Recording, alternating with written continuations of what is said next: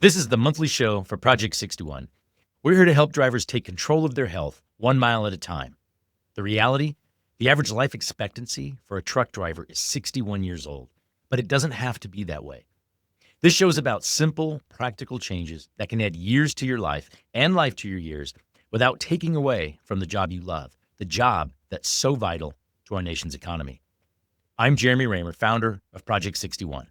On each episode, I talk to health experts, drivers, and other industry thought leaders working to create a healthier future for themselves and our industry. Because your health isn't just about you, it's also about the people who count on you. Let's get started.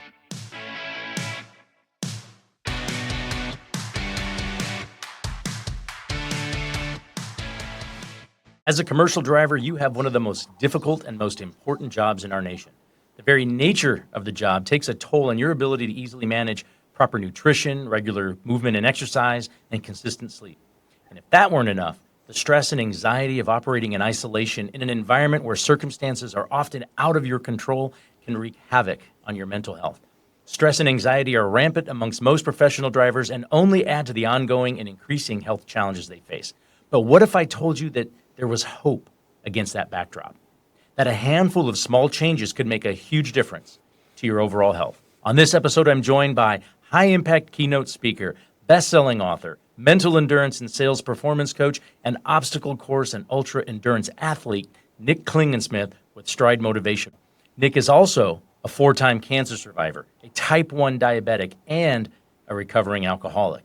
Together, we'll discuss his background and how he's been able to overcome his health challenges and how you can too in order to be a better version of yourself. Thank you so much for joining us today, Nick. Jeremy, thanks for having me. Psyched to be here. Yeah, likewise. As I shared during our time together, I'd like to talk about your background, especially as it relates to your health and the conviction you have for taking control, right? Not only for yourself, but to encourage and empower others through Stride Motivation, as well as through the books you've written. I also want to make sure that we, during our low-hanging fruit segment, we can get into some practical takeaways in order to improve the quality of our lives. You and I have been connected for at least a couple of years, mostly as a result of our industry networks through LinkedIn and so on, but we finally met in person when you attended and led a keynote at the Broker Carrier Summit in Indianapolis earlier this year. And I really enjoyed just getting to know you and hearing your story.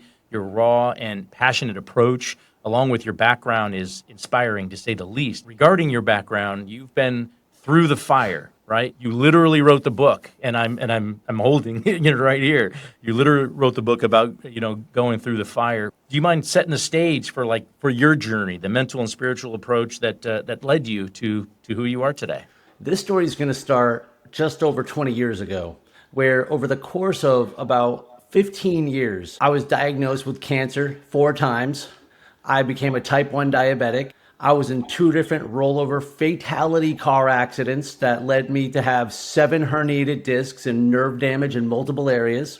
I was diagnosed with sleep apnea, meningitis, well, that was younger. My cat died, my mom died, my sister died, and I spent a considerable amount of my time deep down the bottom of a bottle in active alcoholism. And that was what I spent a lot of my time and career in logistics in. But it ultimately came down to a series of events that led to the person that I became. But it first had to start with getting sober.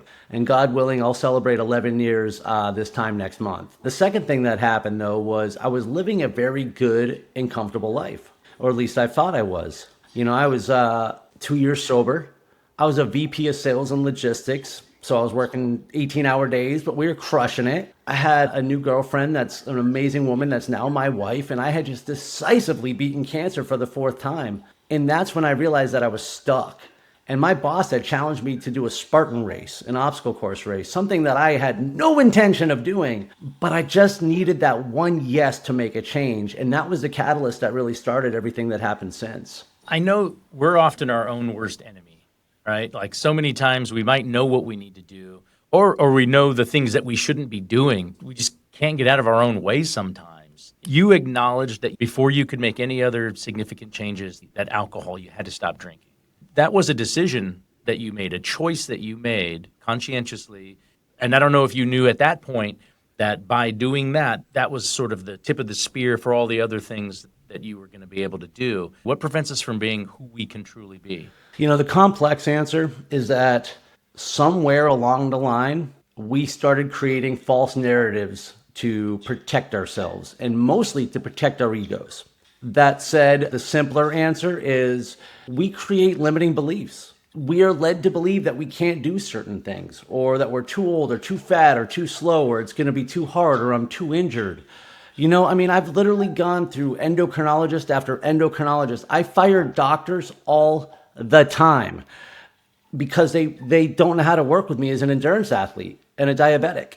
And I, like a lot of diabetics, had it in my head that I couldn't do this type of thing, that I couldn't run, that I couldn't adventure. So we build these things around ourselves, these limiting beliefs just that says we can't because. And so that's where it all begins. However, I will tell you that I think a lot of us know that there's more, that we can give more. And that's where what I call the tension, that conflict. And you read about this in Selling Inspired, that tension that we often feel when we're sitting on the couch, when we know we can be doing more, giving more. And I'm not saying for other people, the things that we want, we have this inert desire to do more, and yet we are just holding on for dear life. And I'm going to simplify it because it often comes down to just one word that nobody wants to admit: fear. We are afraid of what's on the other side. And so we just bullshit ourselves into staying put. I want to double click into the fear thing here in a minute.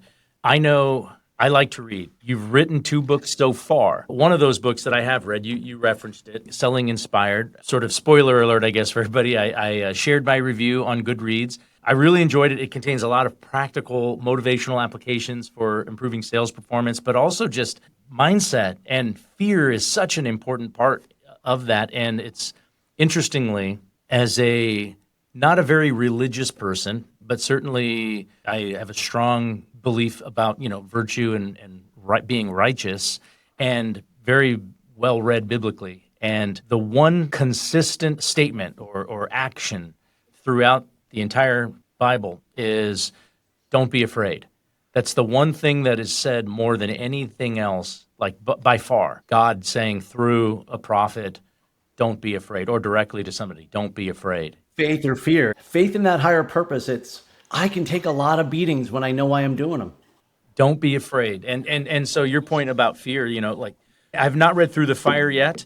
I mean, I know that they're 2 completely different books. I would expect so. Think Through the Fire might be more double-clicking on the first question that I asked you, a little bit of your background. It probably gets a lot more into your story. That's what I gather. But that said, what was it that inspired you to write these books, and what would you like readers to come away with? When I first wrote Through the Fire, it's because I like to write. And people encouraged me and said, you should write a book about this.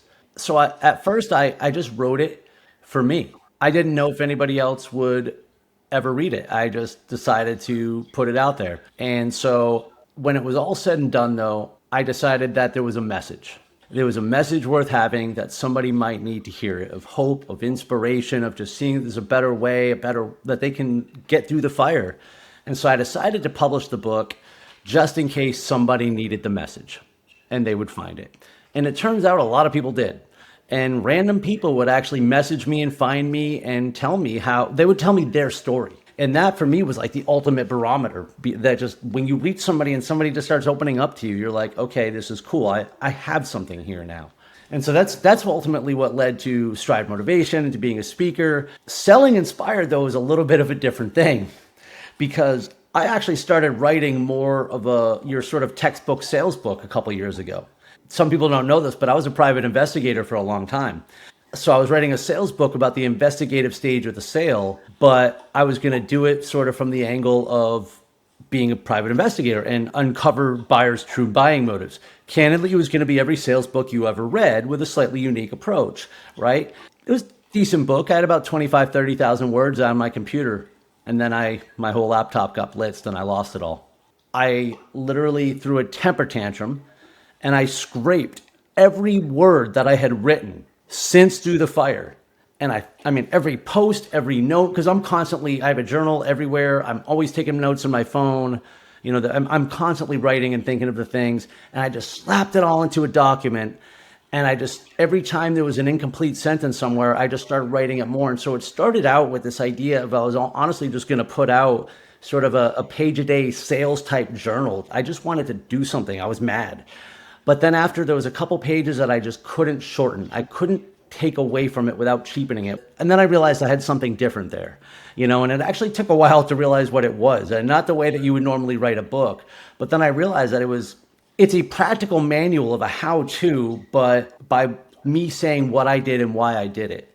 And the very most important thing that had to happen, happens in those first 2 chapters. I had to accept my ego, which was protecting me from fear. And that was a message worth sharing. Well, yeah, absolutely. I mean, some of our ego is the enemy, right? We know, all of us can relate to that, varying degrees, but it's always there.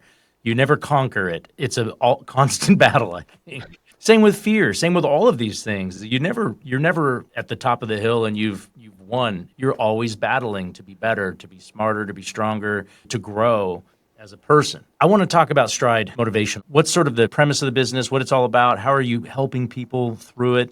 I know that you speak often as a keynote. I'm sure that's part of it. There's probably more to it. Can you share? So absolutely. I am Stride Motivation. And as Stride Motivation, I'm a speaker. And I share my story, which is ultimately one of a mindset shift and a transformation from victim mode to thriving. And the stories and lessons that I share with others are on building resilience, leading with purpose, and creating a culture of extreme ownership. But where Stride Motivation came about was about a year before I became a speaker. I just started sharing messages with the world. So when I say the world, I mean like all 500 social media followers. And the messages that I give and the way that I would even coach individual people, it wasn't about pushing an agenda. It was about helping people to hit their individual stride and helping people to be the best version of themselves. I even joke with a guy that I coach who sometimes he goes, man, all I want to do is lay on the couch and watch Netflix. And I'm like, if you mean that, that's what we'll do. He's like, no, it's not that. I'm like, I get it. But ultimately, it's about helping people find the best version of themselves. And sometimes, by the way, that does mean leading them to an area where they think they're comfortable so they can find out for real, that they're not. And so a lot of it is about challenging these assumptions that we have each other, challenging those comfort zones and those limiting beliefs. I always talk about the importance of being intentional. During the best of times, we're able to stay motivated, focused on the goals, for ourselves that we've set. But sometimes we're on a roller coaster and it's just not that easy to go it alone. And so with that backdrop, I think kind of maybe what dovetails into the path that you might have been going down is just how important is being a part of a community of others who are there for support, for encouragement, as well as accountability. It's so critical in so many ways. In my sobriety, I am part of a community that helps me stay sober. And, even though I'm physically by myself right now, I am not alone. And I think that is absolutely vital, especially being a 46-year-old guy who breaks a lot, being part of a virtual community in fitness, and specifically with people, like-minded people who do the same things in Spartan racing. When you get injured a lot, it's so much easier to just stay on track when you're part of a community, when you don't feel like it's passing you by. Plus, I stopped playing beach volleyball after a 20-year career for what was basically like a sore deltoid because I thought I tore my shoulder again. Okay, now you can diagnose that with the internet, get like rehab plans, ask your community, and be on your way in like a minute and a half. All right, so all the resources you have in a community are things that, again, can keep you on the road to better health, on the road to the things that you want. But it also goes with the business community, the trucking community. Every time you think you're alone, I guarantee you're not alone. So share the things that we're talking about. We find out that others are going through them and they share their struggle too. We would have never survived this long by ourselves. I'm listening to the audiobook of Sapiens right now. I'm sure you've read it. We would have never survived this long by ourselves. To your point, open up, share what's going on in your life, surround yourself with like-minded people who want to help. I think building a community, and that's one of the things I appreciate the most about the trucking industry in general, is that as large as it is, it's a pretty tight community. There's a lot of people. I've built relationships. I know you have too, Nick, relationships that last a lifetime, and there's a lot of value there. There's some depth, but there's a lot of breadth too. My wife she'll always ask me how it went, if I speak somewhere. And my answer is always the same. I don't know. I don't. I never know from the stage. Here's when I know. When somebody comes up to me after and they just start sharing their story, that's my barometer for success. Some of the feedback I got from BCS and from some of the personal stories that people shared with me, it touched me deeply to know that if I'm anything, I hear that I'm relatable.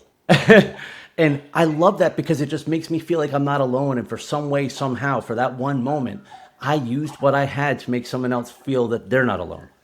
Well, and I think anybody who talks to somebody who's willing to be open and share stuff that's like, this is where I've come from, this is what's happened to me, and these are choices I've made, and here's where I'm at today.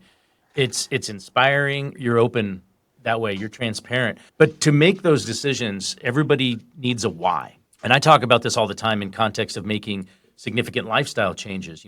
My why is my 3 kids, right? They're still young. I want to see them continue to grow up, perhaps raise their own family someday. I want to be around for that. That's my why. For you, and this is a question for you, Nick, what's your why? What keeps you motivated, and how important is having a why? Well, to answer the last part first, your why is your everything. Your why is your everything because it doesn't matter what you're doing. What matters is why you're doing it. I found this time after time again, but here's where the hiccup is. And I like to tell the story from time to time. On January 31st in 2019, I woke up and I didn't know who I was. Because you see, the day before, I had left my position where I had been for 14 years. I've been a VP of sales of a company that I helped to build. And I left to do something else, but I didn't know what it was yet. And I had no idea that I had hitched my entire identity to my job. My why was tied up with what I did. It was about what I do, not who I am. And so since then, I have been sort of on this search about like, who am I? Where do I fit? And I discovered that why when I was writing my book, Through the Fire, because I'm writing about all the things that I told you about, as well as a bunch of things that I hadn't even mentioned. And I had asked myself this question and I said, when's it going to stop? So I realized that it wasn't going to stop, but that's okay because I can take it. And I understood at that point when I'm all of a sudden seeing the message to my book and the consistency and the pattern, I realized that I had a purpose. My purpose is to overcome every obstacle and inspire others that they can too. And that is literally my true north on everything that I do now. That's how I did my last 2 years in logistics before I even became a speaker. Because I said, why do I need to be a speaker to fulfill my purpose? Why can't I help other people overcome challenges? Why can't I overcome challenges and then share how to do with others? It's like a game to me now. When I get injured in a race, it's okay, I get to overcome a hamstring injury and then get to tell other people how to do it. When I become successful, wildly successful at what I do, I'm going to tell other people how they can make the leap and fulfill their purpose too. It's literally everything. It's the only way I can deal with the insanity of not knowing where your next paycheck is coming from, where the next crisis is coming from. It's because I know why I'm doing what I'm doing it, and I'm willing to suffer for it. Yeah, having a why is fundamental, is foundational, I think, for success, especially when it comes to health. And especially for this audience. I say this all the time, is you can have 1,000 problems in life until you have a health problem. Then you only have one problem. And so this sort of might be a good segue to the low-hanging fruit segment where we get into some specific takeaways for the audience, certainly for drivers. Again, we understand being a truck driver is hard, right? It takes a toll on your physical as well as your mental health. It takes being very intentional to combat just the inherent challenges that drivers face on a day-to-day basis. So I want to get into a handful of small, impactful baby steps, right? Things that can be incorporated into a driver's day, improve their health immediately. And I know, Nick, you have some ideas of some ways that drivers can be intentional to ensure they're making the best decisions regarding their health when they're on the road for days at a time. I'm excited to talk about it too, because let me tell you, if I do have a particular skill that's like a superpower, it's breaking things down to the wildly specific and stupidly simple. And I mean so simple that they cannot be ignored. All right, so I'm going to tell you 6 steps right now. Only one of them's hard. I'm going to say that's the first step. I'll save it for last. Here's the low-hanging fruit. Number 1, schedule it. I understand you may not have a regular schedule, but you have a schedule. You know where you're going to be. As a matter of fact, you know you might have a good 10 hours with nothing else to do. So schedule 30 minutes of exercise the very moment you know you're powering off that truck. Why the first thing? Because get the blood flowing. You've been sitting for a better part of the day. Number 2, the specific exercises, okay? And actually, this is where I'm going to tell you one exercise, burpees. Look them up, Google it. It is the perfect exercise. It is a 100% fitness exercise. Do 10, do 30, do them for 5 minutes, do them 10 at a time. It doesn't matter. But for more info, I know our friend Michael Lombard's put out some shorts and different content on various things that you can also do from the cab. You can break it down to the simple, but if you can only do one thing, get out the truck and do burpees. Number 3, nutrition. If you do anything, protein. You know you're going to be in the middle of nowhere. There's not going to be the perfect restaurant. Protein can come in the form of nuts. You can pack cheeses and coolers. These are things that you can prepare for. A little bit protein bars, even if you have to. There are ways that you can at least dominate that so you're not necessarily eating empty calories later. Second, water. Avoid sugar. Here's the thing. Sugar's not a reward. It's poison. And this is so hard for me to accept because I love sugar. And I'm like, oh, I just ran 1,000 miles. I can have ice cream. And I'm like, why do I want to punish myself? Anyways, number 4, resources. Reading. I'm currently reading Thrive by Dr. Gina Anderson. This is a good book, a lot of actual practical exercises. I think there's some practical things in my own book. There's a lot of good resources out there. Also, join Jeremy's book club. Number 5, community. Lombard Slack group, Project 61, like build your tribe. You talk to each other all the time anyways, and it only takes 2 people to start a tribe. Oh yeah, the hard one. You have to take ownership. There's no excuses. That's the hard one. By the way, it only sounds hard because I think you made a comment earlier about decision. It's just a decision. It's one you don't want to make, but it's all that's standing between you and better health, better habits, better living, better life. Yeah, that's fantastic. I look forward to sharing this with a bunch of folks. And again, it is not complicated. You have to do it. You have to make a decision to do it. You have to have a why in order to really help you, through the valleys. I want to add one thing to that though, and I left this out, is just the absolute power of the consistent effort. I mentioned burpees. I'm not talking about getting out the truck and doing 30 minutes of burpees till you have a heart attack. I swam yesterday, 850 yards, my longest unbroken swim, okay, training for this try. It wasn't that long ago I was doing 50-yard laps. And I mean months, weeks. Like my longest swim was 500 yards a couple weeks ago. It's stacking wins, and 30 minutes a day of something simple as walking will save your life. Yeah, and you're going to feel like $1 million, especially if you do all the other things that you talked about, getting rid of the sugar, make sure you're drinking plenty of water, eat protein. You're going to start feeling a lot better. You're going to get better sleep. All of the things that you need in order to live a healthy life. Because at the end of the day, the job that you have is more of a means to an end and shouldn't define you. One day you'll wake up and not know who you are. Yeah, you want to be able to, hopefully get to a point where you can retire and enjoy life with people that you love. I'm pretty sure that's the ultimate, goal for most people from a human experience standpoint.